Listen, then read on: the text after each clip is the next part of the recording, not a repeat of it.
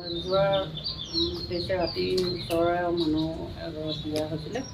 বিয়াত তেওঁলোকে নাচিব মঞ্চত চবেই মঞ্চত খাইছে। নাচি বাগি থাকোঁতে মানে যিজন গৌৰ বুলি কোৱা ল'ৰাটো এইটো তেওঁ যিজন মৃতক তেওঁক এটা বিৰি বিচাৰিছিলে।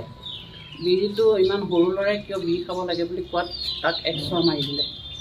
মৰাৰ কাৰণে সি তাৰপিছত তেনেকৈ মৰাৰ পাছত তেওঁলোক তাই সেইটো হেৰি হ'বৰ কাৰণে পাছত সিহঁতি